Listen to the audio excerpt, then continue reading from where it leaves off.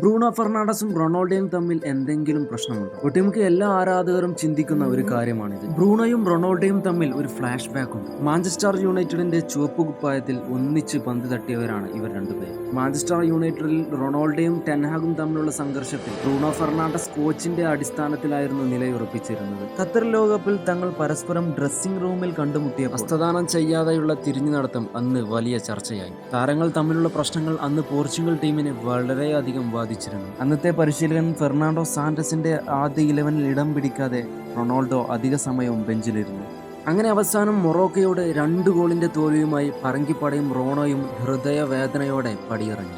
അതിനുശേഷം കാലങ്ങൾ കടന്നു. റൊണാൾഡോ അൽ നാസറിലേക്ക് ചേക്കേറി. എങ്കിലും ടീമിന് കുറച്ച് സംശയങ്ങൾ പലതും ബാക്കിയായി. ചെക്ക് റിപ്പബ്ലിക്കിനെതിരെയുള്ള ആദ്യ മത്സരം ജയിച്ചെങ്കിലും താരങ്ങൾ തമ്മിലുള്ള ഒത്തിണക്കമില്ലായ്മ മത്സരത്തിലുടനീളം കണ്ടിരുന്നു. റൊണാൾഡോക്ക് ബോൾ കിട്ടാത്ത ഒരവസ്ഥയായിരുന്നു. ആ മത്സരത്തിന് ശേഷം റൊണാൾഡോക്ക് കൈ കൊടുക്കാതെ ക്യാൻസലോ തെന്നി മാറുന്ന വീഡിയോയും സോഷ്യൽ മീഡിയയിൽ പ്രചരിപ്പിച്ചു. തുർക്കിക്കെതിരായുള്ള മത്സരത്തിലും പന്ത് ചോദിക്കുന്ന റോണയെ നിങ്ങൾക്ക് കാണാമായിരുന്നു. ഒരു ശരാശരി റൊണാൾഡോ ആരാധകന്റെ ചങ്കിടിപ്പിക്കുന്ന കാഴ്ച. അതിനുശേഷമാണ് ഡോർമുണ്ട് സ്റ്റേഡിയത്തിൽ 55-ാം മിനിറ്റിൽ അത് സംഭവിക്കുന്നത്. ഓടിക്കയറിയ റോണോക്ക് മുന്നിലുള്ളത് തുർക്കി ഗോൾ കീപ്പർ. മുന്നിലേക്കൊന്ന് തട്ടിയാൽ 6-ാം യൂറോയിൽ ഗോൾ നേടാനാവുന്ന ഒരു സുവർണ അവസരമായിരുന്നു അത്.